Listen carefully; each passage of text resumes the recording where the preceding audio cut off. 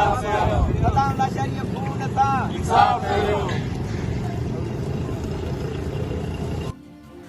अस्सलाम वालेकुम नाज़रीन, तव्हां ॾिसी रहिया आहियो GM न्यूज़ ख़बरनि जी अपडेट जे सिलसिले खे अॻियां वधाईंदे तव्हांखे मातली खां ख़बर ॾालूं। मातली खां संग रिपोर्टर अब्दुल जब्बार जत रिपोर्ट करे रहियो आहे।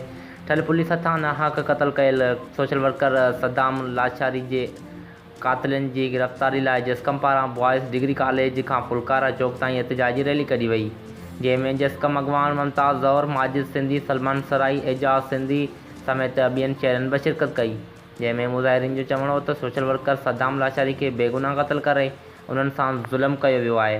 हिननि IG सिंध खां इहो मुतालबो कयो आहे त सदाम लाशारी जे खून सां इंसाफ़ करे जल्द क़ातिलनि खे गिरफ़्तार कयो वञे, न त ॿी सूरत में एहतिजाज जो दाइरो वधायो वेंदो।